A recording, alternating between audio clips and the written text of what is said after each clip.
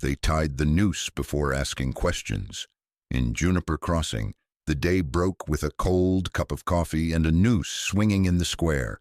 Folks crowded close, red dust rising like funeral smoke.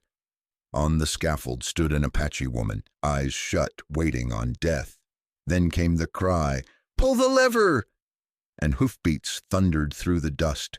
One rancher rode in alone, ready to stand against them all.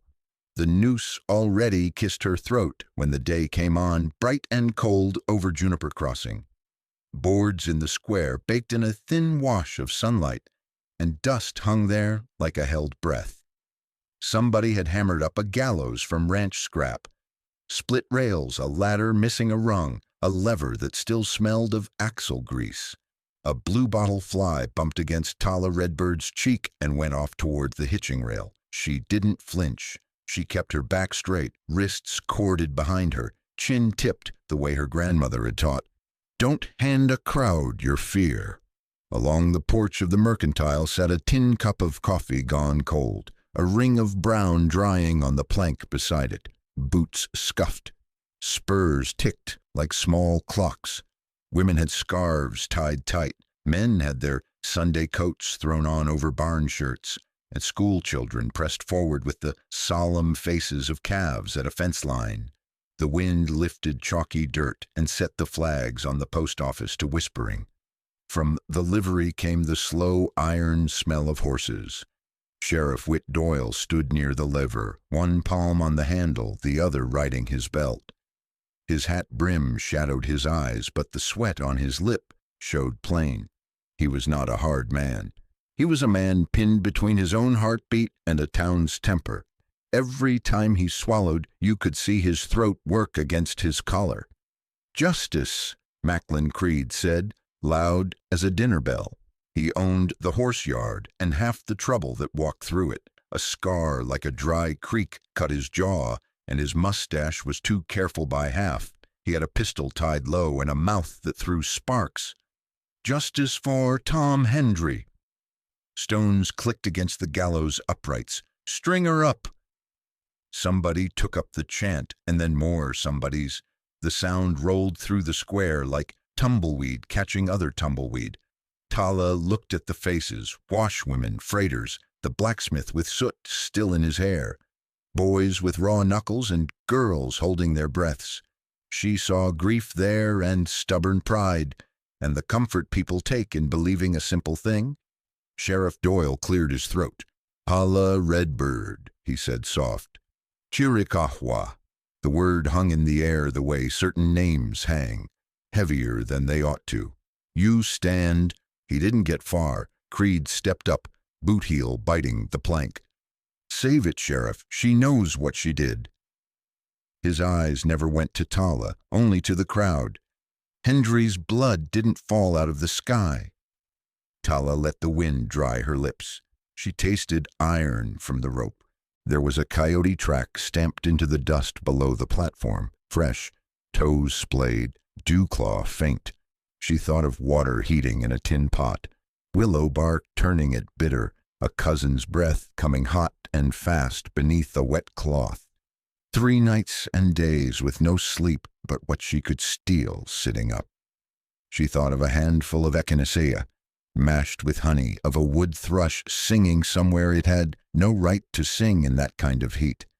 She thought, too, of how people loved the comfort of one word. Apache, big enough to hold their fear, easy enough to swing like a hammer. "Pull the lever," someone hissed. It cut through the chant like wire. Whit Doyle's hand trembled on the handle. The lever had a notch worn by the last man to pull it. He'd never told anyone he'd sanded that notch smooth with a scrap of grit, like smoothing a splinter in the bone of his own soul. On the boardwalk, Addie Mae from the cafe held that cold coffee cup and didn't drink. She stared at Tala's bare feet, brown with dust, caked with a long road's worth of miles. "Lord help us," she said to no one. Nate Tully, the smith, stood near the back with tongs still hooked on his belt. He shifted his weight as if the whole square had gone off level. Doc Abram Hollis had his bag slung crosswise like a mail sack. His beard was clipped close, neat hands freckled with age. He watched the way the rope sat at Tala's neck, too tight, wrong knot, and he watched the way Whit Doyle's chest rose and fell too quick. He opened his mouth, then shut it. Dust gritted his teeth. Macklin Creed raised his arms like a revival preacher. "The only thing that keeps a town from rotting," he said, "is the will to do what needs doing." Tala met his eyes then, only a blink's worth, and let her own go past him, across the square, over the roofs, out toward the blue sweep of mesa, and the thin line of willow where water ran under sand if you knew how to listen. She didn't beg. There are words that spend a life too dearly to be wasted. The wind came colder. A paper scrap skated along the planks and lodged against the gallows post. Somebody coughed. Somebody else sobbed once and smothered it. The church bell rope moved in its slot and then settled. A raven barked from the freight depot roof and flew, dragging its shadow. "Sheriff," Creed said, almost tender. "Now?" Whit Doyle's fingers closed. The crowd leaned forward as one creature with 100 mouths and a single thought. In that lean there was relief.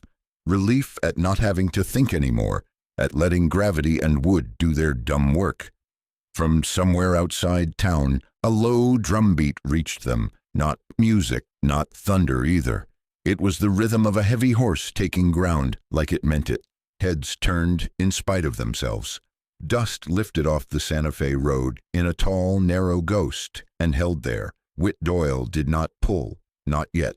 The rope creaked. Tala set her jaw and breathed once, deep as a lake in shade. The fly came back and traced the line of her collarbone. On the porch, the coffee went colder still. The sound came first, like a mallet finding the sweet spot on an anvil. Hooves, heavy, intent. Folks turned the way cattle turn when weather shifts. The Santa Fe road lifted a thin column of dust, and out of it shouldered a big black gelding with a chest like a coal stove and a neck that worked easy against the bit. The man on him sat straight as a fence post set deep. Hat pulled low, coat faded the color of last year's rain. He didn't look like a savior. He looked like a man who'd learned to lay wire alone and eat his beans without complaint. He put the horse into the open and let him stand there a breath, as if measuring what kind of trouble the day was offering. Then he swung down. His boots hit the ground with that certain honest sound leather makes on dry plank. Spurs ticked once. He looped the reins on the hitch and walked. No hurry, no swagger. The crowd parted a little without admitting it had. "Who's that?" somebody whispered. "Eli Hart," Addie Mae said, not lifting her eyes from that cold cup. "Runs a small place south of the wash. Keeps to himself. Pays his bills." Macklin Creed smiled with only one side of his mouth. "Well," he said, "if it ain't the silent partner of nobody." Eli kept coming. He had workman's hands, a ridge of scar across the knuckles like a dry riverbed. Wind had written itself into his face one winter at a time.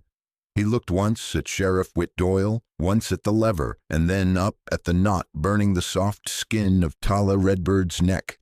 He didn't look long. He didn't need to. "What proof?" he said.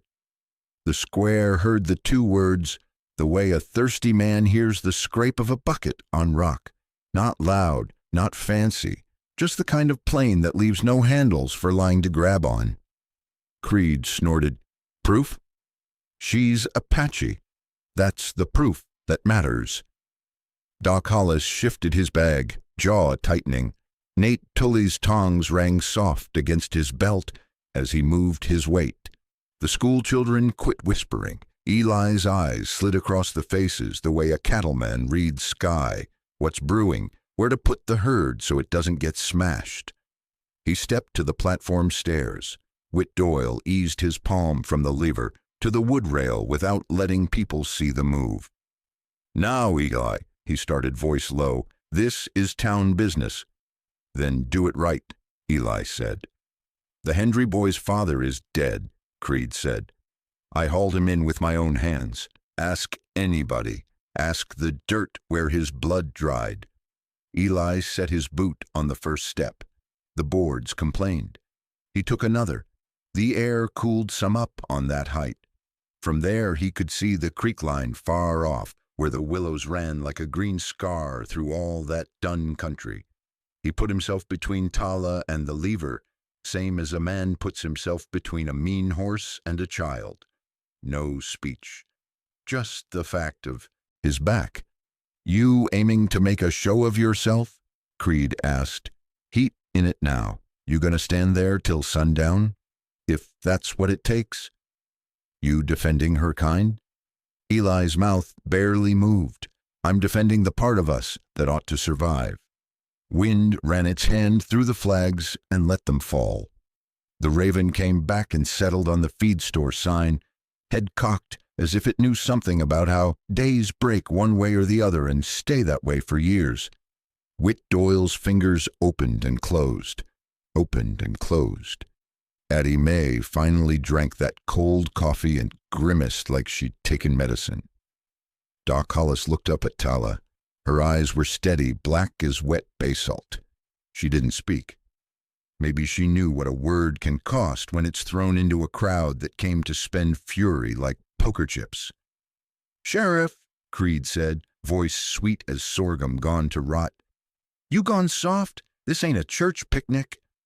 Whit tried to square his shoulders. "There's talk," he said, "that she wasn't near the Hendry place. There's talk she was upriver tending kin." Creed laughed. "Talk? From who?" "Old men hear things in their own heads." Eli let the silence lengthen until it had a backbone. "Proof," he said again, and the word felt heavier the second time, as if it had picked up nails along the way. Something in the crowd uncoiled then. Not kindness, not yet. Just the need to be sure before a thing can't be unsured. Doc Hollis lifted his bag. "Let her feet touch wood," he said, surprising himself. A man shouldn't have to answer with a rope on his neck, nor a woman either. Creed angled his hip and laid his hand against his holster like it was a friend. "You lowering that rope, Sheriff. You answer to me and every man here who's buried the work of his hands because of her people." Eli turned his head just enough to let Creed know he was seen. His coat brushed the rope, the fibers rasped like dry grass. "Step down, Hart," Creed said. "This ain't your brand." Eli's voice went even softer, the way men talk to a bronc that's thinking about exploding. "Don't." The square held its breath again. Sunlight moved across the planks like a slow spill of milk. A freight wagon banged a plank 2 streets over and stopped. In the far distance a dog barked and then remembered something and shut up. Macklin Creed smiled for the crowd. "Boys," he said, "we got ourselves an audience." He tapped his holster with 2 fingers. The kind that claps when it's over. Eli didn't move. The platform put him at eye level with Tala. He could see the burning line where the rope had ground the skin raw. She could see a tiny nick under his chin where a razor had skipped, leaving a dot of black stubble like a pepper seed. It wasn't nothing, that looking. It was all. Whit Doyle's hand floated back toward the lever like a drunk's hand drifts toward the bottle he swore off. Eli slid his palm out, slow, and set it on the handle, not yanking, just claiming it, same as a man claims a piece of ground the wind has been trying to take. He looked down into Whit's face. What he put there wasn't threat. It was a kind of permission a weaker man sometimes needs in order to do the thing he already knows he must. "You pull it," Eli said, barely more than breath. "You pull it through me." The town heard that, even the ones who didn't want to.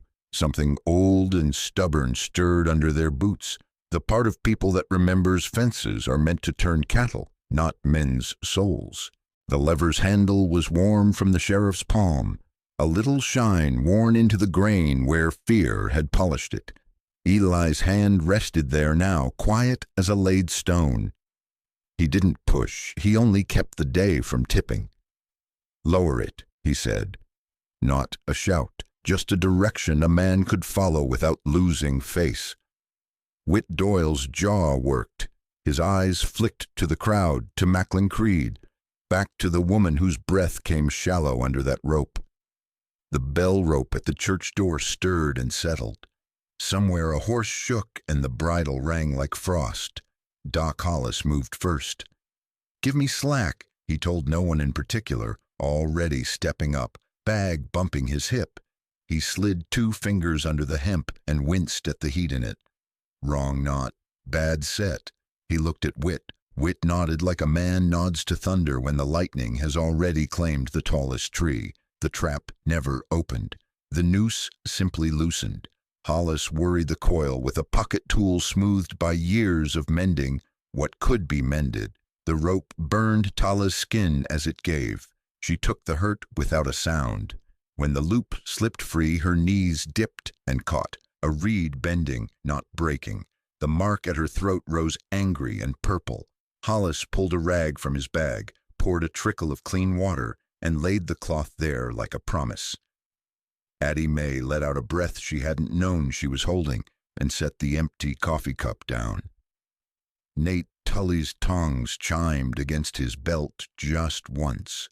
Children edged backward as if they'd stepped too close to a fire.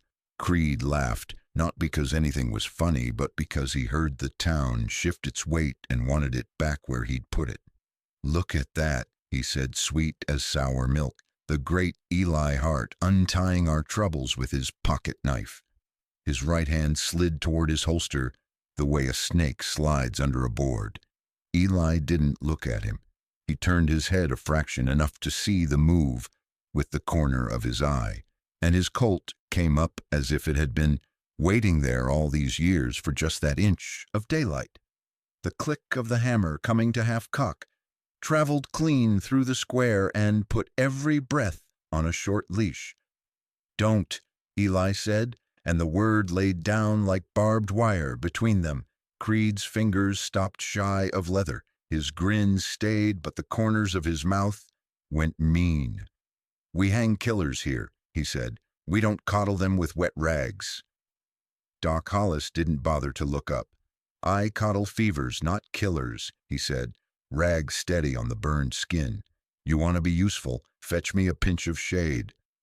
Whit Doyle's hand slid off the lever and hung stupid in the air, then found his belt again like a soldier finding his post. He took 1 step back. "Let's—" he started, voice cracked as a dry plank, then found something simple to stand on. "We'll hear her." "That's new," Creed said. "Since when we hold parlor talk?" "For raiders." Eli kept the barrel low and straight, the way you hold a truth you're willing to answer for. The crowd's noise had thinned to a hardly anything. A wagon wheel out on Elm squeaking, a baby hiccuping once and settling, the tick of hot dust against wood. The raven hopped along the feed store sign and watched like a dime store judge. Tala touched the cloth at her throat, not to pity herself, but to feel the temperature of the day, turned by a hair. She looked at Eli, at the stubble nick under his chin, at the scar across his knuckles old as some winter no one bothered to name. She nodded, a movement small as a prayer bead. Creed's eyes went to the faces he'd been feeding on. He saw women standing with their mouths shut for once, men not looking for his cue but for their own footing. He showed his teeth. "Proof," he said, throwing Eli's word back at him like a stone. "Bring it then." "Start with breath that isn't on a rope," Eli said. He holstered without hurry, like a carpenter setting a tool down where it belongs. The square loosened by an inch. People moved their shoulders like shirts had begun to itch. Doc Hollis eased Tala down the steps to the planks where the gallows shadow ended. Her bare feet found wood that no longer tilted. He kept a hand at her elbow and one on the rag. The mark at her neck looked like the first ring of a tree telling a hard year. The rope lay in a coil on the platform, ugly as a shed snakeskin. The loop collapsed, the tail dusty.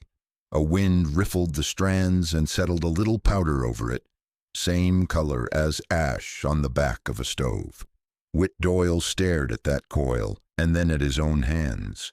He could see how close they'd come to being tools and nothing more. He cleared his throat and found the only rule he could own without argument. "Talk," he said to Tala. "Say where you were and who was dying there." Tala's voice came quiet but sure, the way water moves under sand when a man thinks the creek's gone. Before she spoke, she lifted her eyes to the line of willow far off, then to the faces near at hand, the tired, the hurt, the stubborn. She did not speak to Creed. She spoke to the part of a town that could still be reached. The square listened. Tala stood with the rag at her throat and the square looking at her, as if a weather sign might rise off her skin and tell the season. She didn't speak to the gallows. She spoke to the ground, the wind, the kind of listening that lives in a town when the shouting runs out of breath. "Coyote Wash," she said. 3 nights. Doc Hollis tipped his head. "Fever?" "Hot," she said. "Wouldn't hold water." "Eyes?" "Yellowed." "Stool?" "Clay pale." "Pulse?" "Fast, then thin."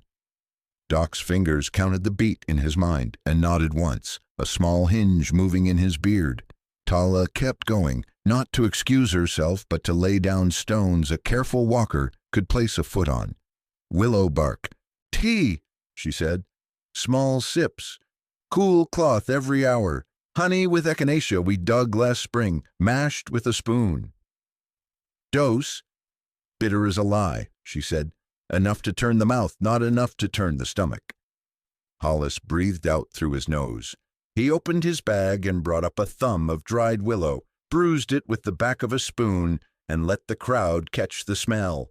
Bitter, clean, a little like rain on old tin.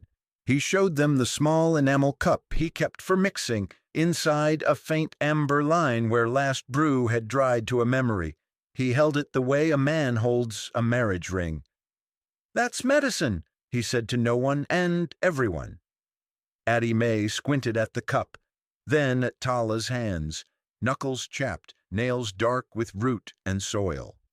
Nate Tully lifted his chin as if a weight had been shifted from the wrong shoulder to the right one. The children leaned in, faces grave and curious, catching the first lesson you hope is never late. There are names for things other than hate. Macklin Creed's laugh broke across the square like a pane of thin ice kicked with the heel. "Listen to this," he said. "Campfire witchery, bark tea, and pretty words. Hendry's in the ground. His blood says Apache." Eli didn't answer him. He closed his eyes half a second, just long enough to set something right behind them, and his thumb found the Colt's hammer the way a carpenter finds the nail head in the dark. He didn't lift the gun. He didn't have to. The crowd felt the line draw tight again and set their feet a little wider on the planks. Whit Doyle licked his lips. "Where exactly," he managed, "did you sit those nights?" "Under the bent cottonwood," Tala said. "Trunk like a man holding his side, 10 paces from the wash. The sand holds water if you dig with a cup and wait. We boiled in a coffee can with the label burned off." "Who is the patient?" Hollis asked. "My mother's sister's girl," Tala said. "Singin' bird." "Still living?" "By morning," she said. The sweat turned sweet. The eyes eased. She slept with both hands open. Doc Hollis nodded again, a deeper notch in the motion. He turned to the town. "Yellow Jack can look like the devil came to rent a room," he said. "But it minds care if you start in time. Wrong knot on that rope near cost you more than your pride." Creed took a step, boot heel biting wood. "She can name any plant she pleases," he said. "Names don't wash blood off a man's porch." Tala looked at him the way you look at a rattler sunning on your doorstep, seeing it whole, knowing its business, neither hating nor forgetting.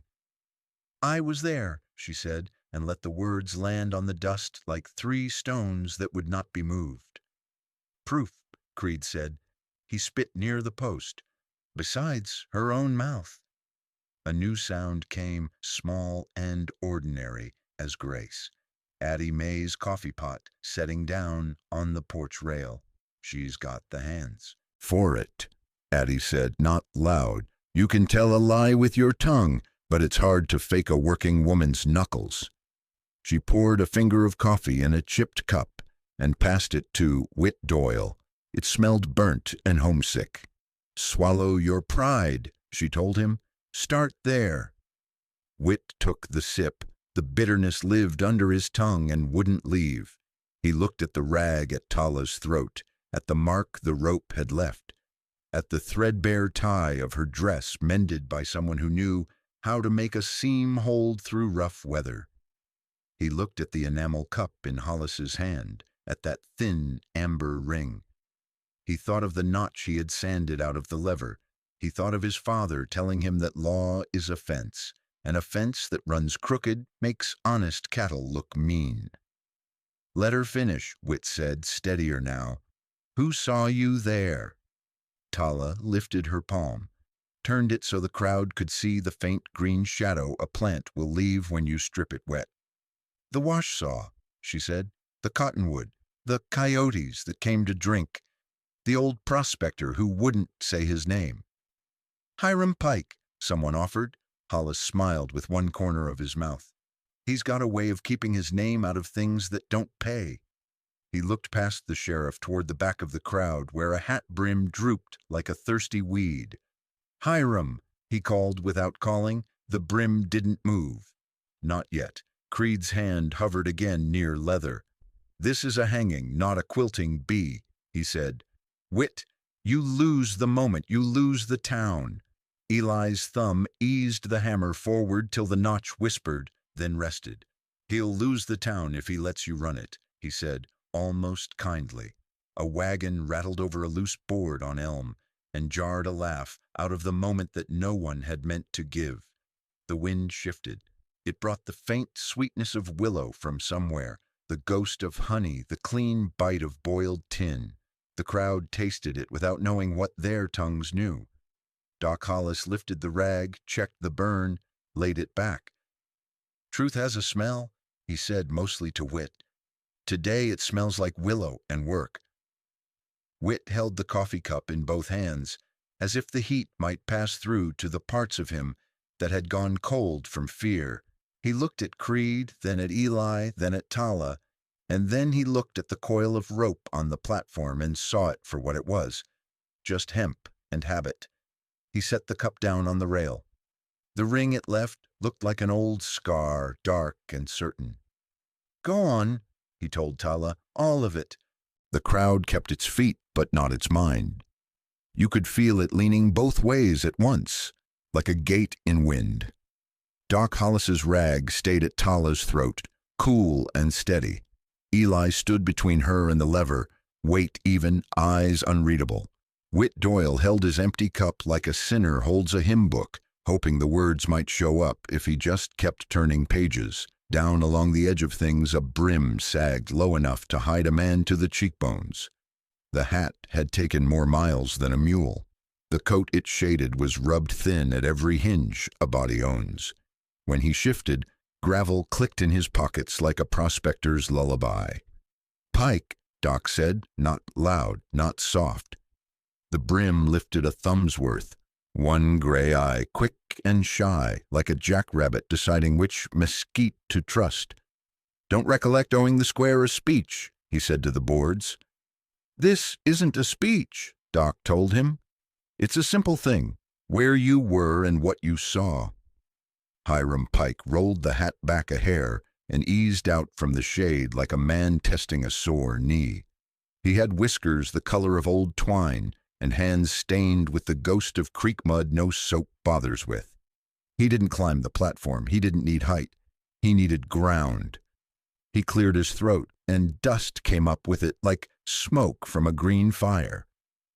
Coyote wash, he said. Bent cottonwood with a belly to it. Camp sign was scant. Somebody was saving their tracks on purpose. He nodded toward Tala without looking at her. like a man nods toward a good horse he doesn't own. Girl bad off, yellowed eyes, breath cutting short. Coffee can road the boil, willow smell. Woman kept her there and kept her breathing. Addie Mae's hands stilled around her pot. Nate Tully leaned to hear with the ear he favored, since iron had wrung it flat one winter. Children went up on their toes, and then remembered not to, setting their heels down gentle as cats. "How far upriver?" Whit asked. "2 long throws past the split rock," Pike said.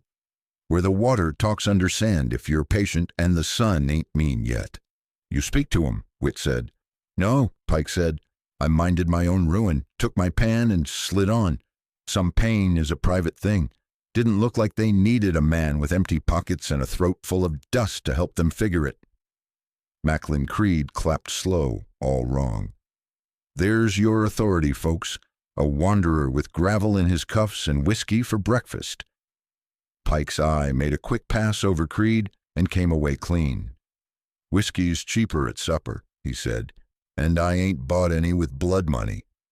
Creed smiled without heat. "You see an Apache woman. You assume it's this Apache woman. You assume a lot when you want to feel kind."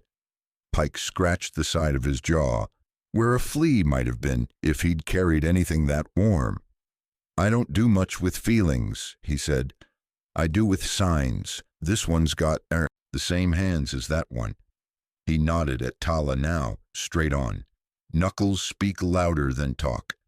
Doc Hollis held up the rag, glanced at the burn, said it again. "Man knows a working hand when he sees it," he said. "So do I." Creed's fingers flirted with the leather at his hip and came away like they'd touched a hot stove. He found a nail head with the heel of his boot and ground it down till it squealed. "We bury our dead here," he said to the crowd, turning his back on Pike as if the man smelled wrong. "Tom Hendry's line ends, 'If we let our hearts run the corral.' You want that on your name?" No one answered him. They were looking at Pike, who hadn't moved, except to find a flake of tobacco in his cheek and settle it somewhere it belonged. Whit worked his tongue against the roof of his mouth and finally got enough spit to put weight on a word. "You'll swear it." Pike made a face like the very idea had splinters. "Yeah, I ain't put my hand on much in this life and had it sweeten me. Bible or no Bible, a man's word either means the same thing each day or it don't mean a damn thing at all." Whit nodded slow. "Then say it plain." Pike looked past the sheriff toward the far line of willow and back to the platform where the coil of rope lay like a bad thought trying to be quiet. "I seen her there," he said, "not here, not at Hendry's. She was heating life back into a child that didn't have much use for it just then. Woman like that don't ride 2 places at once and set both fires right." The square took that in. It didn't cheer. It didn't gasp. It moved, though, something old as fence wire, giving an inch under strain. Addie Mae tipped her pot and poured a dash into a chipped saucer, set it on the rail like an offering to whatever small gods watch towns when they're young and mean and apt to make the kind of mistake they put in history books later. Nate Tully's thumb rubbed the hinge of his tongs like they were a worry stone, and he'd discovered them in his pocket by accident. Creed tried on a laugh that didn't fit his face. "So that's it? A prospector's yarn and bark tea?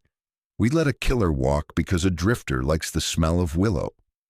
He angled his shoulders to the crowd. "Ask your own dead what they think of that." Eli didn't speak. He took one step that no one heard and put himself where he needed to be if the day went crooked fast. The black gelding at the rails shook and blew, setting a hush over the nearby mouths. Taylor stood easy as a reed in slow water, eyes on nothing and everything. Doc Hollis closed his bag without latching it. "Sometimes a town has to choose what kind of mistake it's willing to live with," he said. "Hang wrong or hesitate right." He looked at Whit when he said it, and Whit didn't look away. Creed ran out of patience the way a man runs out of luck, suddenly, with noise. "Enough," he said. and his hand dove the last inch. Eli's Colt was there before the thought finished in Creed's wrist. He didn't fire. He cocked and held the line. The two men were a breath apart from turning the square into something the wind would talk about for a year. "Don't," Eli said, and this time the word had a weight that would break your toe if you dropped it. A wagon rattled far off. A baby hiccuped again, not unhappy, just reminding the day that new breath still got made in this country. Somewhere down by the livery, a chain creaked and a horse set a hoof and settled with a deep body sigh. Whit Doyle looked at the coil of rope and then at the space between Colt and holster and saw how narrow a life can be. He set the empty cup on the rail beside Addie's saucer and squared his hat. "We ain't done listening," he said. The crowd shifted, not toward the gallows this time, but toward the sound of its own better sense, cautious as deer nosing a windbreak. Pike tugged his brim down and faded a step back, his part spent. Creed's smile thinned until it was only teeth. He kept his hand high and empty, palm to the sun, and you could see the tremor in it if you were the sort who noticed small mercies.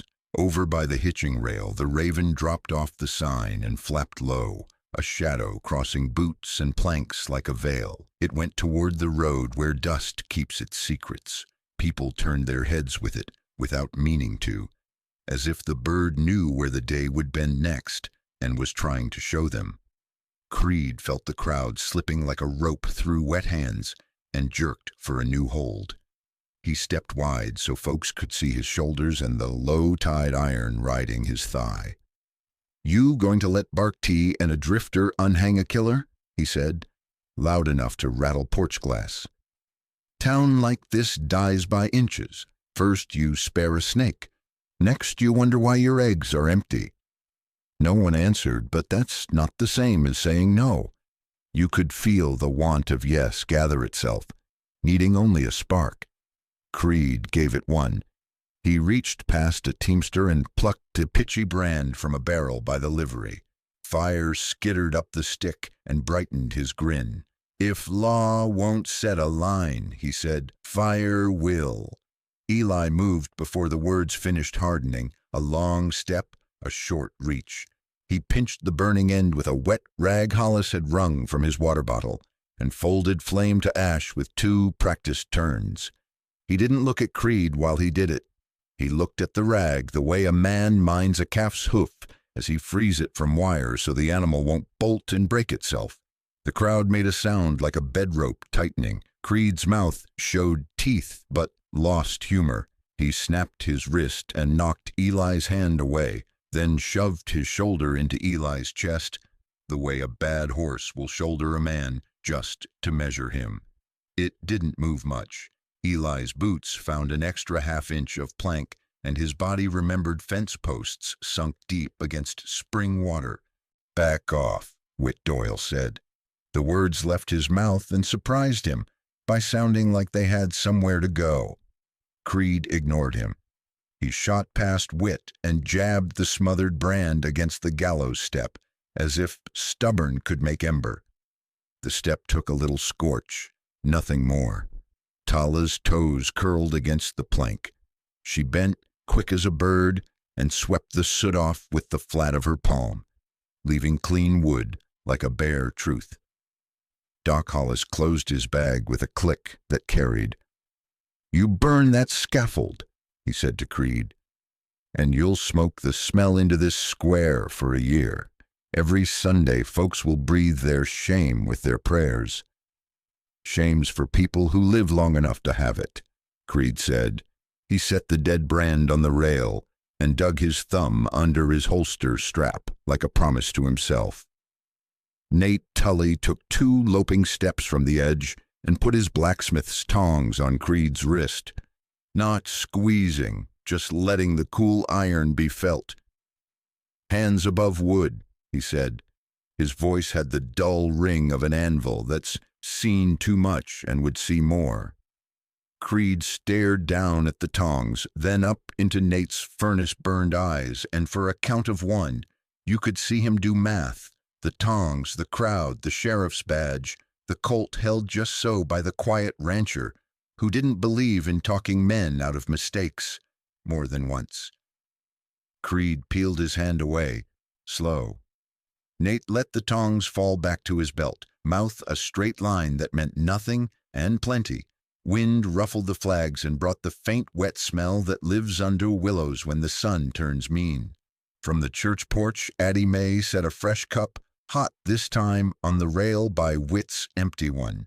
"Drink while it's right," she said. "Cold is for after."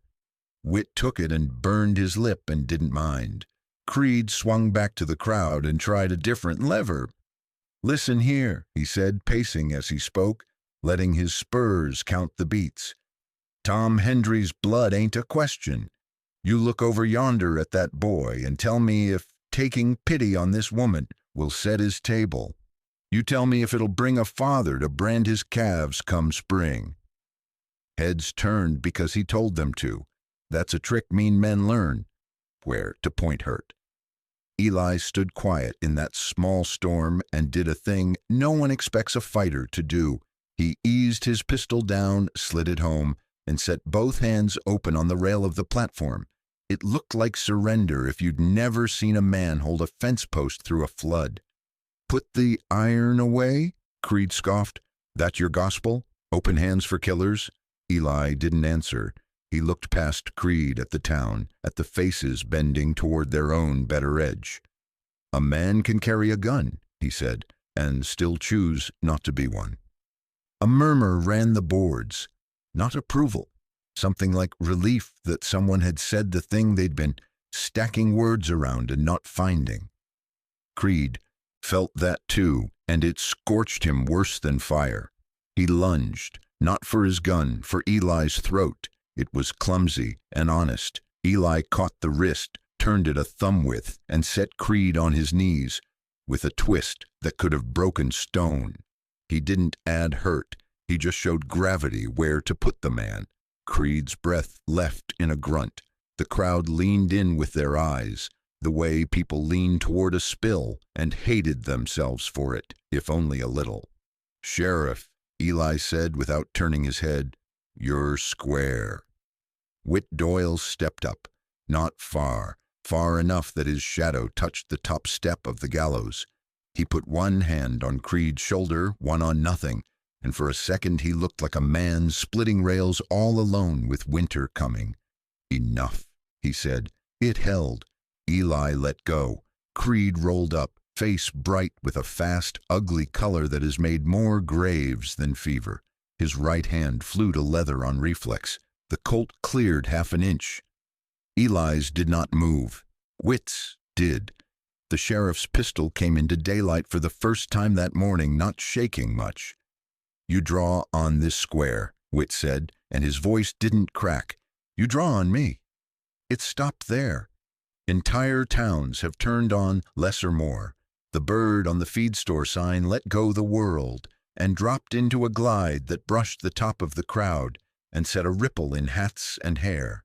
A freight wagon banged a loose plank again, farther this time, as if the day itself were moving on. Creed stood with his hand on a half-drawn gun and his eyes on the piece of ground where Eli's boots lived. He slid the iron down, millimeter by millimeter, and let it sit. He smiled without any teeth. "You boys forget what country this is," he said. "You make room for one wolf. Next you're counting sheep's ribs." No one took the line. The wind came hot and then cool, fickle as a gambler's promise. Sun inched toward noon and glared off the harness rings until you could taste metal. Somewhere close, a child's breath hitched the way a string catches on a nail. People turned toward the sound because towns do. Every head, even Creed's, snatched that way by something older than anger. The press at the back opened clumsy and quick, and a boy about 12 stumbled through, hat crushed in both hands, dirt and tears in one runnel down his face. He had a scrap of blue cloth wadded up like a life he'd squeezed too hard. "Stop," he said, voice breaking against the wood in the heat. "Please." And the square did. He came through the press like a calf shouldering a rail, hat crushed in both hands, dirt and tears run together down one cheek. 12, maybe. The square leaned toward him without meaning to. Eli eased a half step to the side, so the boy had a straight lane to the platform. "Stop," the boy said out of breath. "Please." Everything did. Even the raven hushed. Whit Doyle lowered his gun, a thumb's width. "Easy, son." The boy held up a wadded scrap of blue, the kind of cotton a store clerk folds by habit.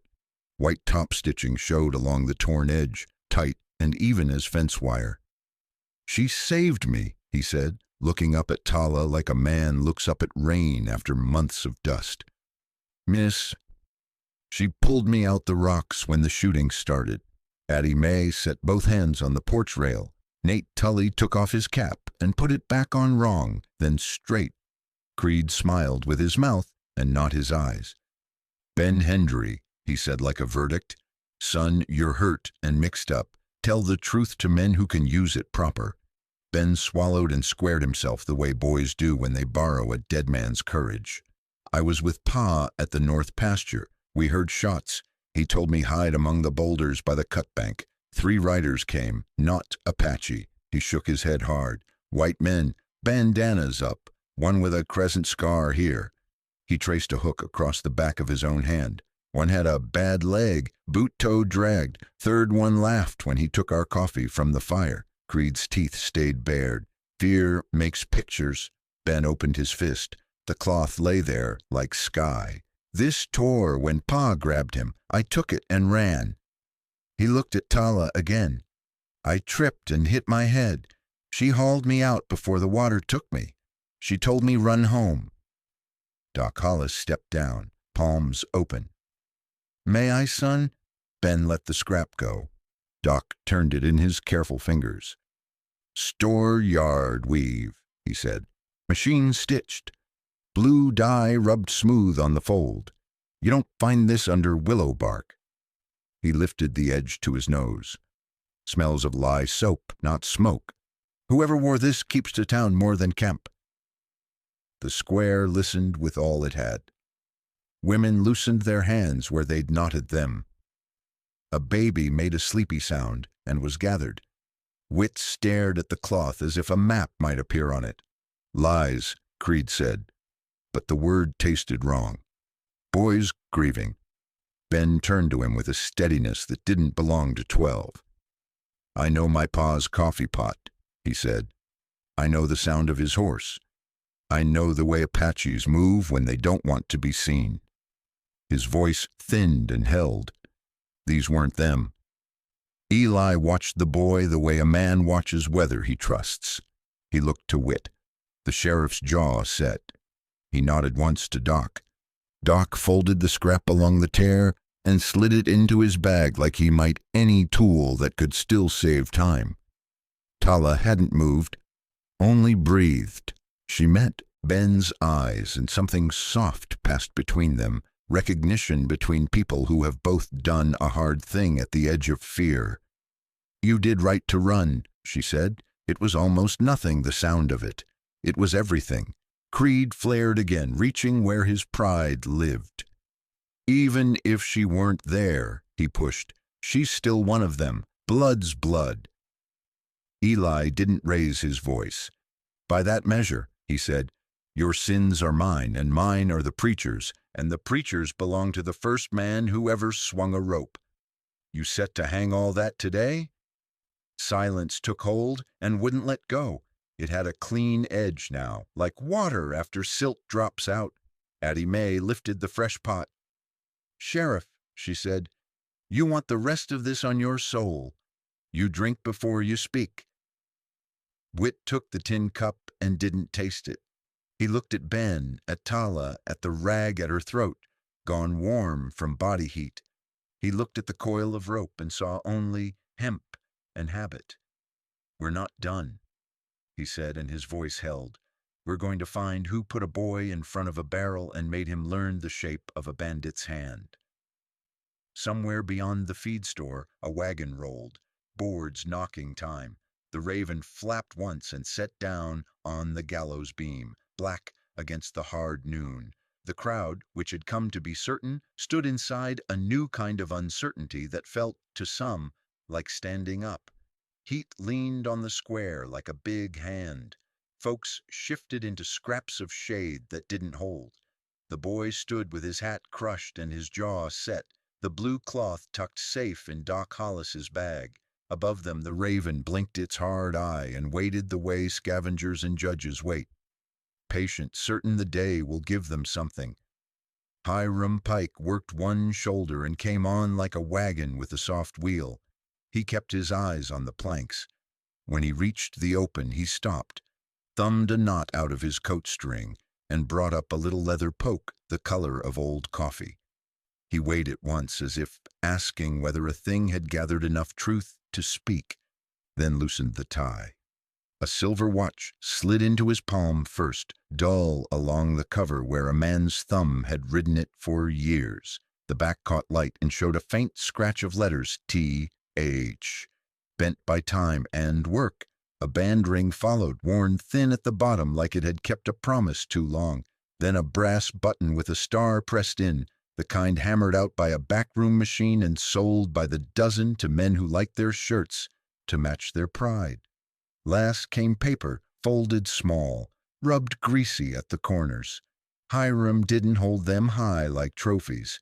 He held them steady at belly height, same as a man might hold a newborn out for folks to see without spooking it. Found in a camp 2 miles above the wash, he said.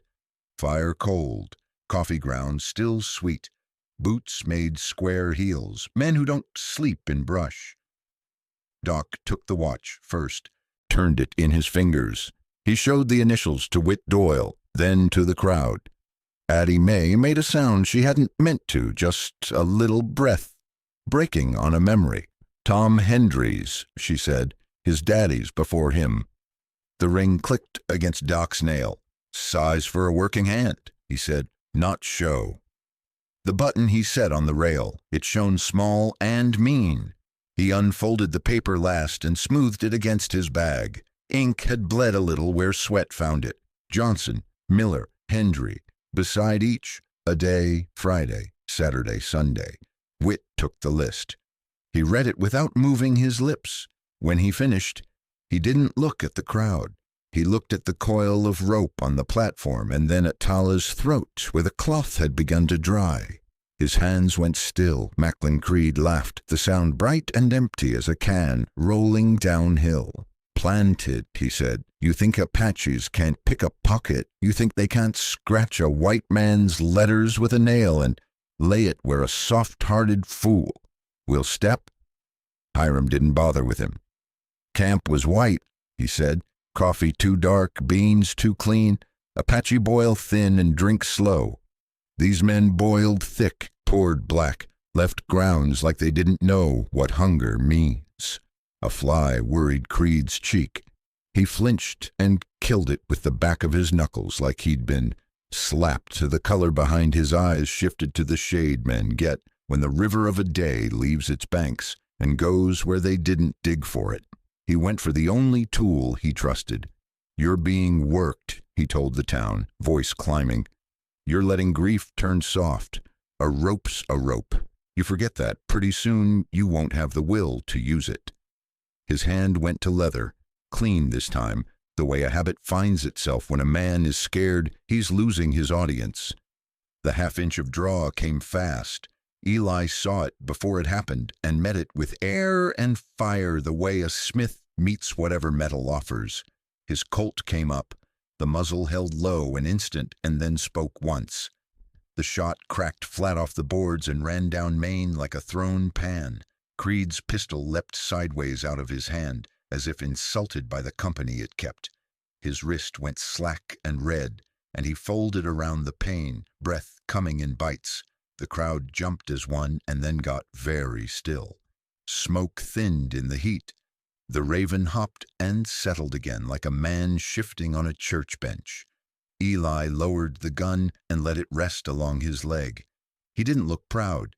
He looked like a man who'd put a wild gate back on its hinges before it tore down the corral. "Next hand that threatens this woman," he said, calm as fence talk, "will answer to iron, not argument." Whit moved then, swift, because he finally had a road under him. He kicked Creed's fallen pistol under the platform with the side of his boot and took a folded kerchief from his pocket. He held it out. For a blink, Creed didn't understand it was meant for him. Then pride failed, and pain won, and he wrapped the cloth tight above the wrist and swore into his teeth. "Enough," Whit said to the square. "We've had enough of men reaching for a thing and calling it justice after." He lifted the list again. "These names say what they say. We'll ride."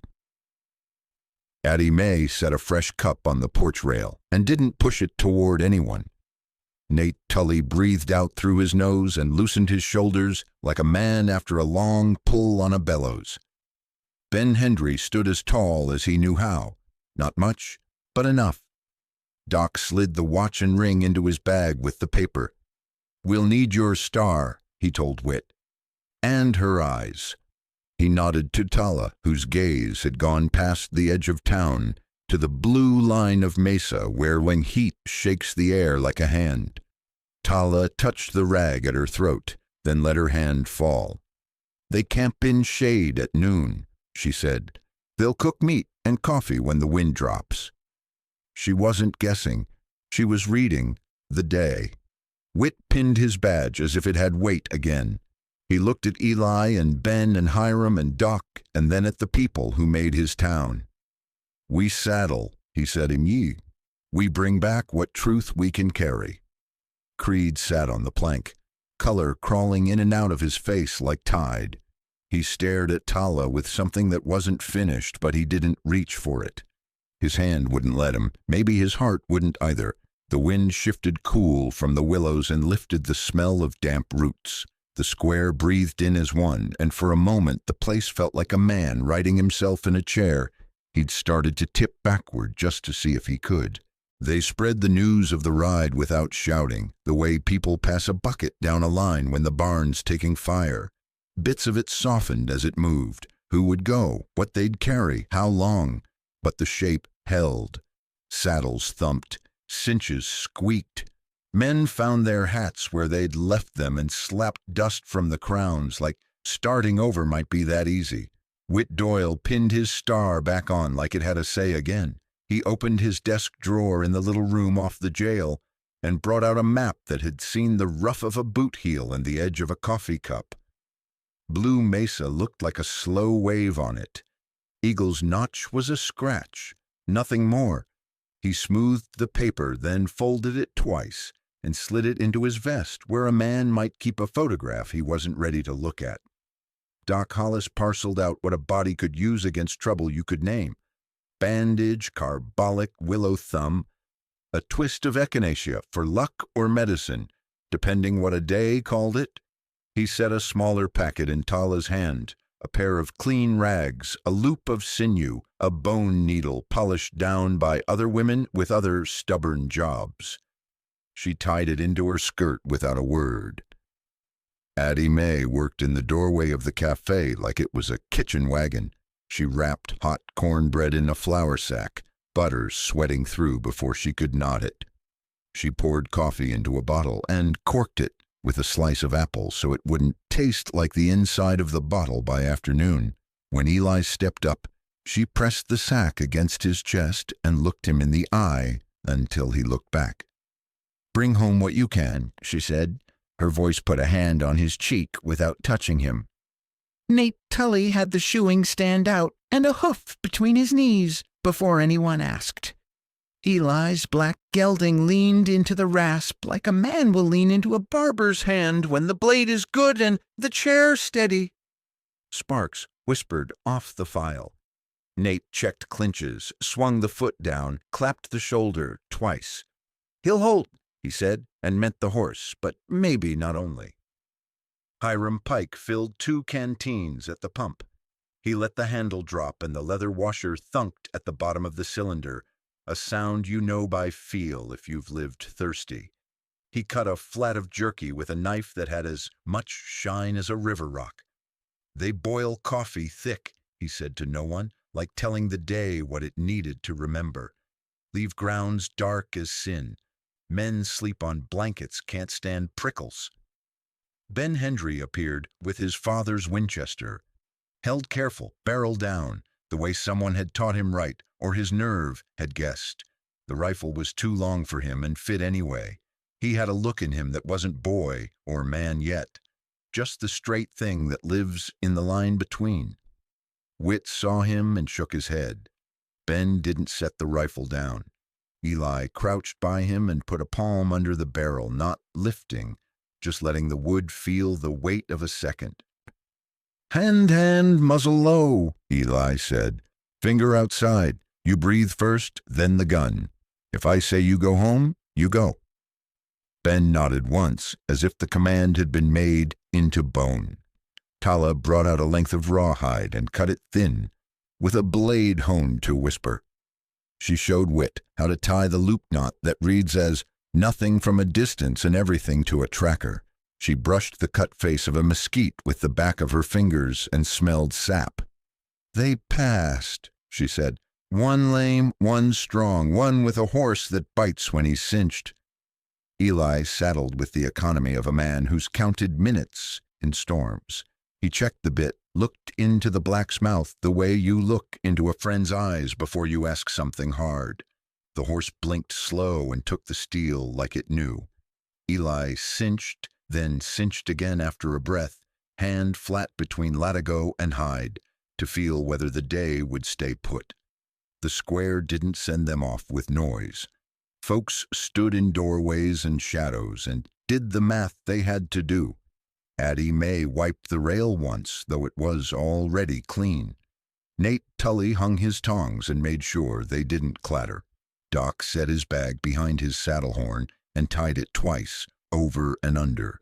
Whit took his hat off and put it back on to get it right. Creed watched from the shade of the feed store with his wrist bound in a handkerchief, gone pink at the knot. Whatever he was thinking didn't show in his mouth, only in the way he chewed the inside of his cheek, like it might tell him a secret if he heard it enough. They rode out at an angle that kept the sun on their left shoulders. The road gave way to the wash, and the wash to gray flats scored with hair tracks, and the thin drag a snake leaves when it can't be bothered to hide. Horses' shadows went long and then shorter again, as clouds worked their slow trade with light. The air lost the smell of people and took on the clean of dust and heat, and the green bite you only catch where roots find water under sand. Tala slid ahead when the ground turned busy. She didn't make a show of reading it. She let the sign come to her like a story told by someone not good at lying. A scuff where a boot toe had dragged. A palm print on a rock darkened by sweat.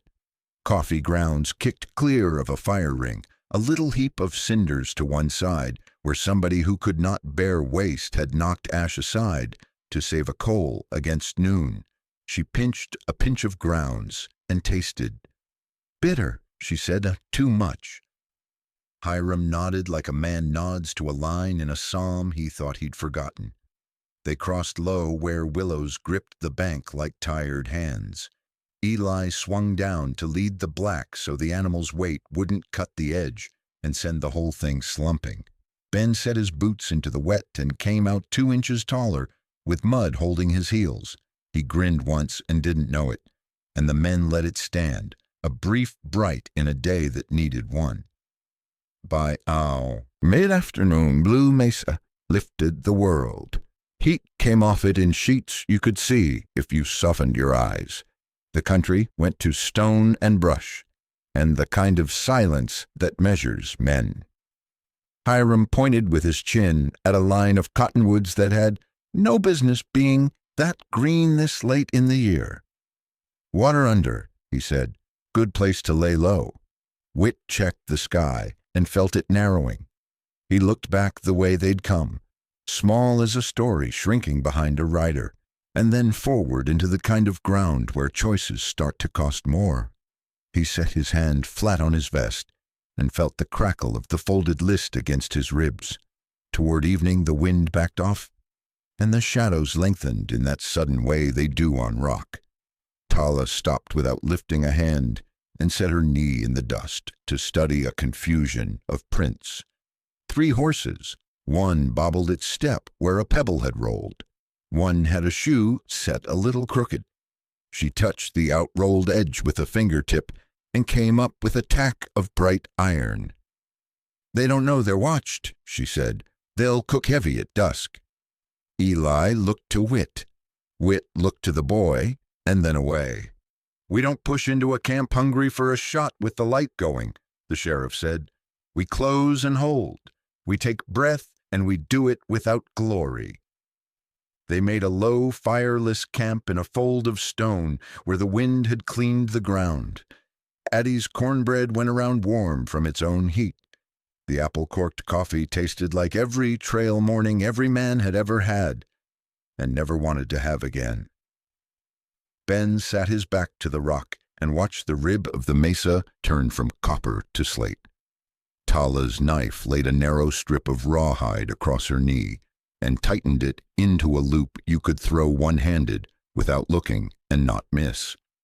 Eli checked his rifle only with touch, sight never leaving the dark where a future might step into view with its face covered. Night came on plain. Somewhere far off a coyote opened and closed a case of loneliness. In the slow quiet that followed, the men breathed through their noses and let their hands learn the weight of what the next hour might ask. No one said it, but the thought moved among them like a small, sure animal. Ride it through. They moved before the stars quit their watch, boots whispering in sand that held yesterday's heat, the way a stove holds coals. The mesa loomed close and black, a shoulder set against the sky. Tala took the lead without asking and without anyone needing to say she should. She let the country speak first. Rock dust on her fingers, a low brush of willow against her sleeve, the faint iron taste that means water is close, even when the ground looks thirsty as bone. They kept off the open. Hiram Pike pointed with his chin at a line where the brush wore a different color, as if tired. "Men step same place too often," he breathed. "Makes a seam." Tala nodded. She knelt and laid her palm flat. The earth answered in small ways. A pebble turned shiny side down, a heel that slipped and then lied about it, a horse that favored the left, the shoe riding a hair crooked so the outer edge bit deeper than the inner. She touched that cut and came up with a glitter of iron as fine as flour. "He limps," she mouthed. Eli's face said he'd already felt it in the way signs settled. They crossed the wash at a bend where willows knuckled in. Eli led the black by the headstall, careful, keeping hooves from the undercut edge that looks friendly until it peels and takes a horse with it. Ben followed, Winchester barrel down, doing the math that turns a boy into a kind of man people trust or don't. When his boots slid, he didn't yelp. He took the slip into his knee and grinned once, because boys do that even when the world is hard. The wind changed. It came down cool and thin from rock, bringing with it a drift of smells not made by sage, grease, coffee boiled long and dark, the salt of men who sleep in their shirts. Tala stopped. Her hand opened without sound. Eli froze. Wit did the same. Ben took one step more and the darkness kicked. The snare found him at the ankle. Rawhide loop jerked tight, a sprung sapling yanked, and the brush lit up with a fast, dry rattle. The bell they'd tied to the trigger, a mare's curb chain, wired to shake, shivered like winter on teeth. Eli didn't think. He hit Ben from the side, shoulder first, bearing the boy down before the sapling reached full song. The chain clacked sharp and then muffled under both their bodies. Eli's right shoulder took stone. Something hot ripped under the blade, felt like an old nail driven back into green wood. Ben's breath came out in a broken horse noise. He tried to push himself up. Eli pressed him flat by the back of the head, palm heavy enough to teach, not to punish. "Easy," he said, a whisper laid flat. "Breathe before you move." Tala had the loop cut in 2 flicks. She caught the sapling and fed it down slow so it wouldn't whine. Whit held the brush still. Hiram plucked the chain and tucked it into his pocket, the way a man steals a snake's rattle for luck. The night opened its hand and took the noise back. Doc Hollis worked by feel. "Arm," he said. Eli gave it without commentary. The shirt stuck to the scrape along the shoulder and came loose with a quiet cuss. He didn't waste air on. Hollis ran fingers gentle as prayer around the heat, then set a folded strip of linen there and wrapped. "Ben," he said, voice steady like a fence line. "Your turn." Ben's hands shook until they found cloth. After that, they remembered what was needed. He wound the bandage on the diagonal the way Doc nudged him to, not too tight, not sloppy. "Again," Doc said. Ben went again. In the red dark under Eli's shoulder, something eased that wasn't only pain. Tala shrugged out of her coat and put it on Ben while the boy still worked. He tried to refuse with his chin. She shook her head once. He swallowed whatever he was going to say, because a person can be taught to take kindness like they're learning to shoot, slow and correct, no brag. They sat a minute and let the night knit around them. Far off, a coyote sang the way lonely things do when they need to hear themselves alive. The mesa held its breath. When the wind came again, it carried a thread of smoke so thin you'd think your own mind made it. Then a whisper of voices, lazy with knowing no one would come. Tala crept to the lip of a low shelf and raised an eye over. Below lay a shallow pocket in the stone, roofed by overhang and warmed by the day. 3 bedrolls, 3 saddles thrown horn down, a coffee pot parked off the coals as if a man would reach for it in his sleep. She counted horses by ear, 2 shifting, 1 quiet, as if it was used to being patient. The men themselves were only shapes. One turned and showed a hand to the firelight, crescent scar catching and losing the glow with each move. The other stretched and his boot dragged as he shifted. The third laughed at something he'd said to himself. A dry, small thing. Tala let the picture soak. She slid back the way an otter slides out of water. No splash, no brag. She drew a map in dust with 1 finger, the shelf, a narrow chute on the right where a man could worm down belly first, a broken ramp at left, easy for boots and bad for balance, and a spine of boulders in between, perfect for a rifle to look out from without showing its thoughts. Eli listened and nodded. He reached for the rifle and then stopped, feeling the rap bite and thanking it for the warning it meant. Whit touched the paper in his vest as if to remind himself of why. Hiram unrolled a piece of rawhide, squinted at it like a card player playing against a man he only half trusts, but respects enough to lose to clean. "Not now," Whit breathed. "We wait for the dark to settle all the way. We take them quiet, no hero work, no sermon." Tala dusted her hands and looked at Ben. "You hold the ramp," she said, not asking if he could. Knees bent, rifle low, eyes on boots, not faces. Faces lie. The boy nodded. Adam's apple working once. He tested the weight of the Winchester like it was a promise he'd chosen to keep. Eli shifted to the boulder spine, checking sightlines, letting his shoulder tell him what angles would be true and what would be foolish. Doc fixed the last tuck of bandage and set his bag, where he could crawl with 1 hand and still hold it. Down below, a coal cracked in the outlaw fire. 1 man cursed in his sleep, then rolled and hunted for heat with his back. Coffee breathed up from the pot, thick and wrong. The night pressed closer, friendlier now if you weren't planning stupid. Tala checked the wind again with a pinch of dust off her palm. It drifted toward her face. Good. Their smell would go up and out to rock. not down into camp. She slid the knife into her boot and felt for the little strip of sinew coiled under the cuff. When she stood, she was only shadow and breath and the small, steady hurt at her throat, where the rope had set its circle. She touched the mark once, not to pity it, to remember. They waited until the stars seemed to lower themselves by a finger width, and the black got a little heavier, the way it does right before dawn thinks about starting. The world made no fuss. That's when it gives or takes. Eli rolled his shoulder and found what strength it still had. Wit set his palm flat on the stone the way a man might set it on a book before telling the truth. Hiram spat once, quiet.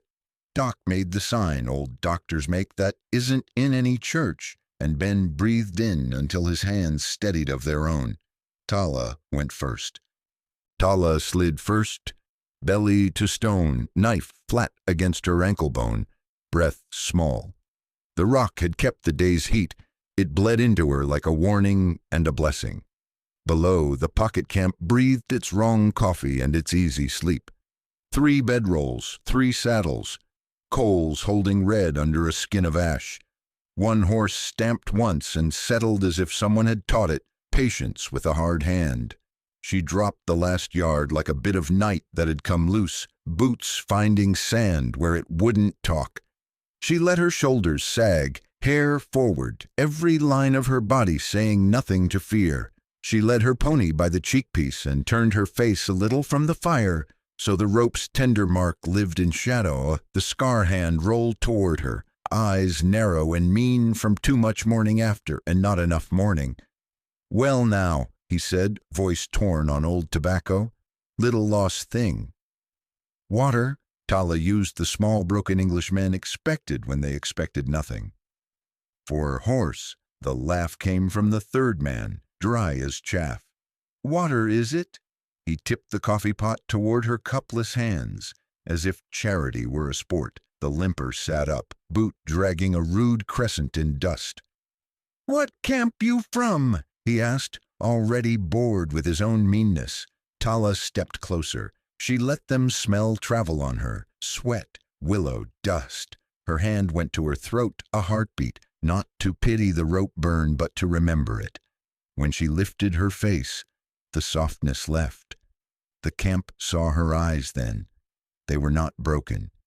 "It ends," she said, voice low and winter cold. The scar hand went for leather out of habit and found steel, but her knife was already talking. It kissed the back of his hand where the crescent lay and drew a bright half-smile of red across the old scar, clean and quick. His gun slipped stupid and heavy into the sand. He howled a short animal sound and clutched air like he could hold pain the way a man holds a fence rail in flood. Up on the spine, Eli's rifle cracked once, flat and final. The shot smacked the rock 6 inches high to the limper's right and made him learn stillness like a lesson. "Don't," Eli said, voice coming down the stone like rain that means it.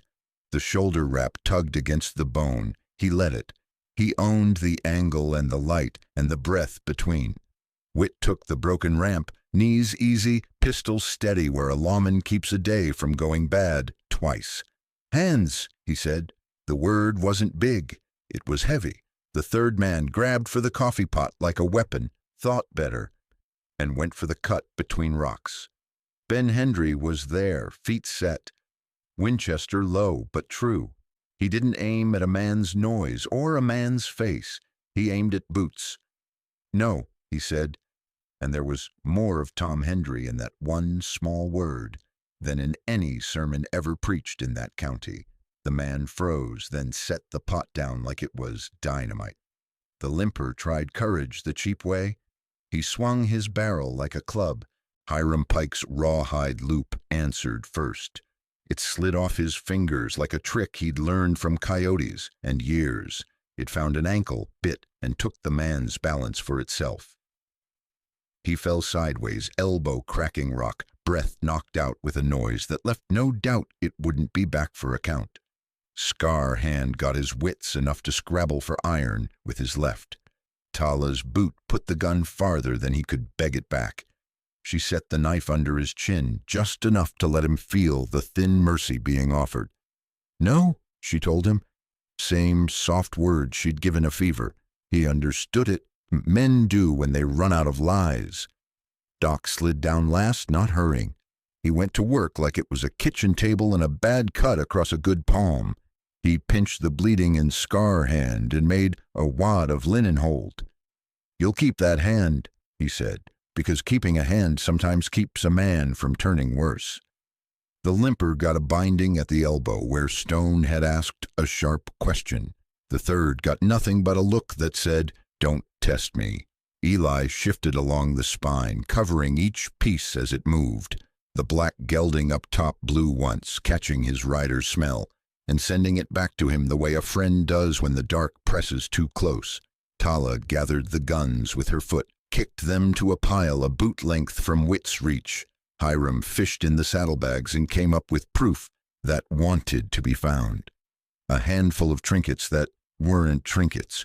A brooch with a chipped blue stone, a child's silver rattle gone dull, a belt plate with a ranch brand punched crude, a sack of good coffee a poor man doesn't buy. In the folded corner of a bedroll he found the twin of Ben's cloth, blue cotton, white stitch, torn on the bias like a hurried man runs from a hand. "Enough," Whit said, and the word went around like a rope that knows where it belongs. "Tie them." They used rope the way rope was meant. Wrists, not throats. Taylor's knots were quick and kind and didn't forgive. Hiram pulled the rawhide snug on the limper and left exactly the slack a man earns. Ben stood watch with his barrel on dirt and his breath steady, a boy learning the quiet part of being dangerous. Eli climbed down last, careful of Stone, shoulder burning a dull hymn. He stood long enough over the pile of guns to count his own heart back to even. Doc nodded once at him and tightened the wrap another turn without asking. The camp went smaller as they cleaned it. Coffee kicked cold, coals died polite. The smell of wrong living lifted off the ground like heat and went looking for other fools. Whit folded the list from Hiram's pocket with the one he carried and pressed both to his vest as if paper could be weight enough to keep a man straight. He looked at Ben. The boy didn't lift his chin. He didn't need to. Dawn pushed a pale line under the eastern lip of Mesa. The stars loosened their grip. Horses shifted and blew. Tala walked to the edge and watched the world change color without hurry. She touched the angry ring at her throat one last time, then let her hand fall. "Home," she said.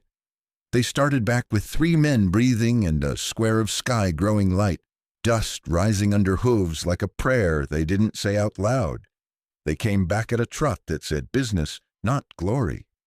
The town saw them a mile out, 3 men tied to their saddles, heads bowed, one with the crescent scar bandaged, one favoring his arm, one staring at nothing. Folks bled out of doorways the way water finds low ground. No cheer, just the sound a place makes when hope unclenches a notch. Whit put them in the little room off the jail and set Nate Tully at the door, with a length of chain he'd used on plow teams. Doc Hollis washed the blood he had to, and no more. Hiram Pike poured the grounds from the outlaw coffee into a plate and let the town see how black wrong can be when a man thinks the pot is bottomless. Addie Mae brought plain bread and set it there without ceremony. Ben Hendry stood on the porch with his father's rifle pointed down and his hands steady enough for a morning that had moved too fast. They did it in the meeting hall because the air moved there. Whit took the chair and didn't try to sound taller than he was. The names on the paper lay in front of him, edges damp where a man's thumb had fought sweat. Tala sat near the back with her hands folded in her lap like she'd come to pay a bill. Eli leaned against the wall near a window where he could smell the willows and feel the ache in his wrapped shoulder talk to him about weather. Evidence went first. The silver watch, the ring, the brass button with its small boast.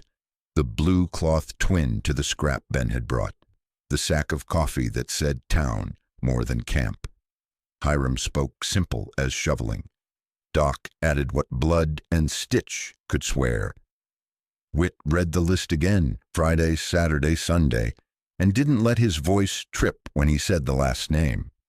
The three men didn't dress their lies. Scar Hand worked his jaw and talked about Apaches and brush and gunfire and smoke. His story bent where it had to bend and broke where it couldn't help it.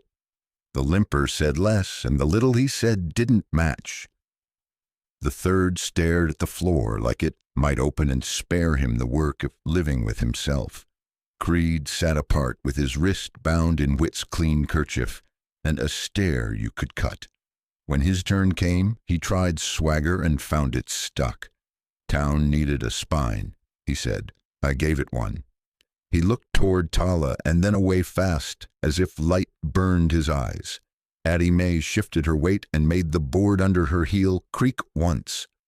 Nate Tully's tongs clinked outside against the door jamb and told the room a thing it already knew. Iron remembers. Whit didn't speak to courage or hate. He spoke to the list and the metal on the table and the coffee grounds hard as ball bearings against the plate. He spoke to the blue cloth that matched the tear in a boy's palm. He spoke to Ben by not saying his name. Then he looked at Tala. You have anything left? He asked, and it came out like a man making sure he hadn't missed a nail in a board he meant to trust. Tala stood. I will not carry your rope for you, she said soft. You must carry it yourself. She sat again. It was enough. Verdict didn't come loud. It came like a fence post eased into a true hole. Guilty for the three. Theft, murder, wearing another people's sins to get by. Shackles clinked with a clean workman's sound. Creed took his portion separate. Incitement, obstruction, drawing iron where law was still trying to breathe. They took his horse yard under bond and left him the coat on his shoulders and a way to walk under it. No one cheered. That was the point. Outside, the wind swung around to the north and lost its hot edge. Men blinked like grit had left their eyes. Women loosened fingers that had gone numb from clenching. The Raven flapped off the meeting hall roof and headed for the wash, as if it had an appointment with new water. Out on the porch, Ben came to Tala with both hands around the silver watch. He lifted it the way a boy lifts a first fish and a man lifts a ring. Ma says it should stay in the family, he said. You think it ought to stay with the truth. He worked the catch with a thumbnail, and the lid gave easy. Inside, the old face ticked, faint but steady, as if time had been hiding in the dark, waiting to be let out. Please, he said, and the word had more weight than any oath in the book. Tala didn't take it quick. She looked at the boy's hands, scrapes at the knuckles, dirt at the cuticles, a crescent of dried blood under one nail where rope had burned him when he held it too long. She closed his fingers back over the watch. Carry it until your beard comes in, she said. Then bring it to me to set by the window where I sleep. He nodded once, hard, because some gifts are too big for a heart to hold all at once. It has to grow around them. Addie Mae pushed a tin cup toward Tala without looking soft about it. Hot, she said. Tala drank. The coffee was not good, but it was honest, and the steam went up into the air like something old leaving. Nate Tully stepped past and, without a word, set his big thumb under the frayed strap of Eli's rifle and snugged the screw. Eli grunted thanks and watched a sliver of light run along the barrel and wink out. Whit came down the steps last. He took off his hat and looked at the square as if he'd just realized it was his to look at. There'll be a rule, he said, to the air more than to anyone. You don't touch a rope here without paper and proof. He said it plain. He set his hat again and stood a little more like a man you could hang a law on. Creed walked by with 2 deputies at his shoulders, Nate among them, iron in one hand. Addie slid a plate along the porch rail without raising. Her eyes, a heel of cornbread. Creed hesitated, then took it and ate like swallowing might be a way back to being human. No one made a point of seeing it. The wind came off the willows, cool as a well. The town breathed in. Somewhere a hammer found a nail and made the good sound. Eli looked toward the line of creek trees, then at Tala, then at the boy. He didn't smile. He didn't need to. The day had moved. That was enough. Days don't thunder past. They lean. Juniper Crossing learns to carry its weight a different way. Morning comes on mild, dust hanging honest in the first light, boards warm to the touch. The gallows stands a little while longer because men are slow to move what they built. Then Whit Doyle has Nate Tully unbolt the beam and lay it down across 2 sawhorses. Nails squeal out of old wood. A square of raw sun opens where shadow used to own the hour. Whit writes it out longhand and tacks it to the town board with 4 sure hits. No rope without paper, no paper without witness, no witness without work. The ink dries crooked because his hand shakes a little, but the words hold. Folks read, lips moving, some nod, some swallow like medicine. Above the notice a smaller sign goes up. Neat letters burned in with a stove lid. No mob work in this square. The wind makes the paper click against the plank and then lets it be. Doc Hollis takes the back room off the cafe and makes it into a place where hurt meets help. Shelves hold jars of willow, yarrow, bearberry leaves. Beside them, corked bottles labeled in his careful hand, carbolic, laudanum, camphor. Tala stands beside him when words need crossing, old Chiricahua women with coughs, a ranch hand twisted by a green horse, a schoolgirl with a fever that steals her thirst. Tala's voice turns English into Apache and back without losing the part that matters. Doc learns when to brew thin and when to let a tea run bitter. He writes echinacea on a card and tucks it by the window where the light finds it. Folks notice he keeps the clean rags stacked where anyone can reach. Eli Hart brings posts and money he can spare and some he can't. Nate sets the pump head on a stone base and bolts it down like he means to outlast flood, fire, and sorry men. Eli braces the trough with scrap oak ripped out of the gallows beam. Wood don't choose its duty, he says once, and then says nothing for a week. The handle finds its rhythm under small hands. Children pump until water laughs over the lip and runs along curb to a tame puddle where sparrows bathe in dust and shine. Horses come with their necks down, blowing, and nobody asks which ranch branded them. Water is water. Addie Mae keeps a plate near the porch rail the way some women keep a Bible. Most days it holds bread. Some days it holds nothing but the memory of a hand it fed. When Creed walks by with his wrist healing and his face set to stone, she slides the plate toward the edge without looking up. He doesn't say thank you. He eats standing, jaw slow, as if chewing were a kind of penance. Men don't greet him much. They don't spit either. That's a start. Hiram Pike is dust again by the second sunrise, working a pan where the wash talks to itself. He leaves a tiny poke of coffee on Ben Hendry's porch, with the bell chain from the snare coiled inside. No note. Ben turns the chain in his fingers until he knows the sound of it blind, then strings it from a nail above the mantel. He doesn't call it luck. He just knows it belongs to a story he doesn't want to forget. Afternoons find Ben on the post office stoop, boots swinging, a pamphlet of territorial code laid open like a map he's teaching his eyes to read. He mouths words, stumbles on affidavit, bites it clean the second time, grins once at the way letters behave when you don't let them scare you. Evenings he reads out loud to his mother until the lamp burns low. When the sentences won't sit right, he carries the page to Tala, and she shows him how law, like tracks, points where a body went even when a mouth swears otherwise. He holds his father's watch in his palm while he reads. It ticks like a small horse walking a fence line in his blood.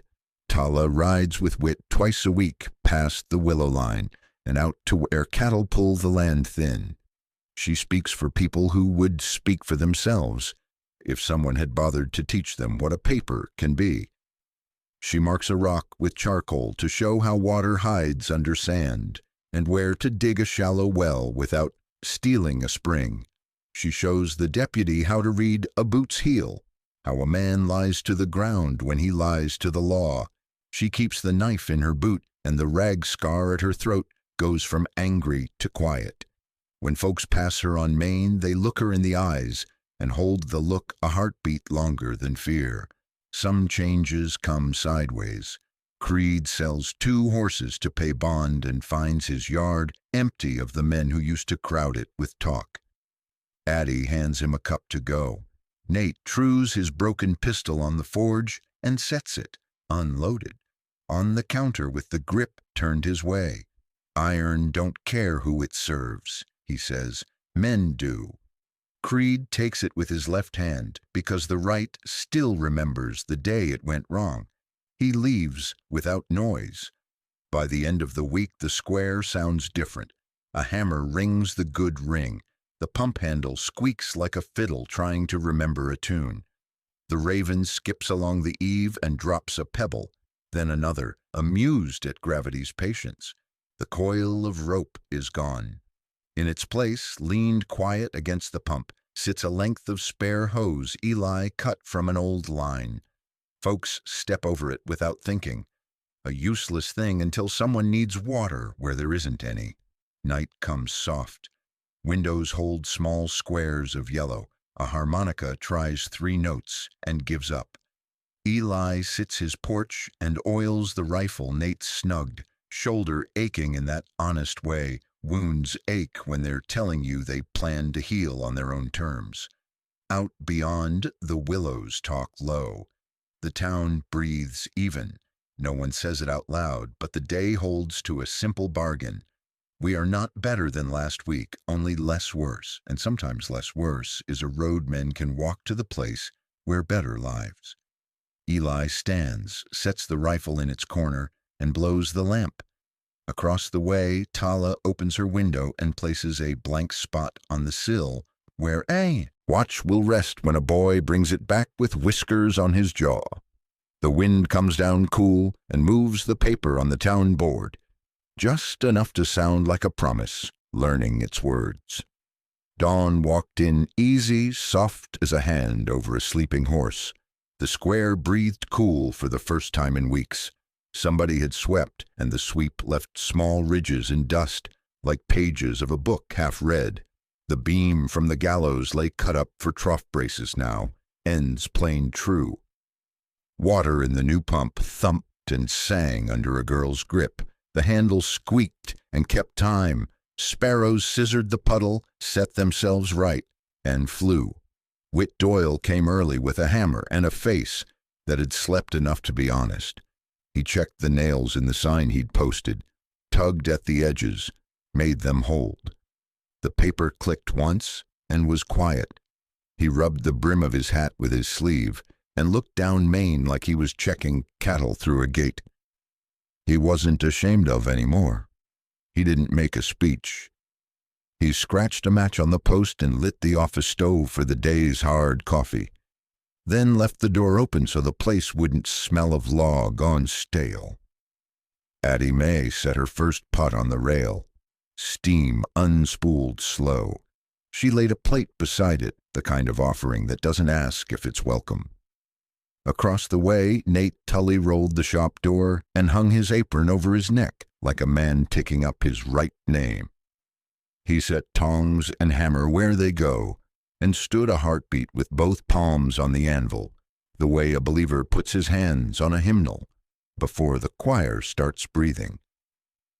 Ben Hendry read on the post office steps, boot heels not quite touching ground. His lips worked over words most men skip till they need them. Affidavit, malice, sworn. Tom's watch lay round in his palm, ticking like a small horse walking fence line in his blood. When he lost a sentence, he looked up and found it in somebody's face. Addie's, Wit's, the blacksmith's, or sometimes Tala's, who stood at the pump, checking the bolts with the same touch she'd check a sick child's heat. Hiram Pike was a smear of movement at the end of town. Hat brim low, already a ghost around the edges. He drifted past, set a finger to it, and kept on toward the places where water talks, and men who listen can make rent off a pan if they're patient. He didn't say goodbye. He didn't owe one.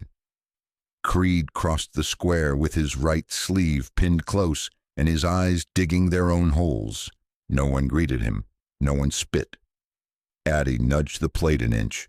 He hesitated just long enough for that inch to count, took a heel of bread, and ate it walking with his head down. Men watched without watching. Iron remembers, but it doesn't have to hate. Eli came on from the south, leading the black. He'd walked the last bit to make sure the gelding's feet found morning and not left overnight. His shoulder held a low ache that promised weather, not trouble. He tied off at the rail, tipped 2 fingers toward Addie's pot, and took a cup he didn't sweeten. He drank, and his face said the same thing he'd said on the platform. It would do. He wiped his mouth on the back of his hand and set the tin down with the bottom toward the sun so it would dry clean. Tala had already pumped a trough full and was watching the way light put coins on the water. The rag burn at her throat had faded from angry to true. She wore a man's coat somebody had mended, with neat, stubborn stitches.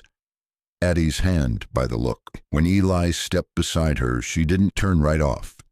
She finished what she was doing, tightened a bolt, pushed the handle up to stop the drip, smoothed a splinter with her thumb. Then she faced him. "You leaving?" he asked. But the way he said it wasn't about miles. It was about whether a person keeps a town from backsliding just by standing where folks can see them stand. There was talk in the street, the good kind. A boy asking what time school started, a woman telling her neighbor she'd trade eggs for 2 needles and a length of thread, a dog trying to reason with a mule.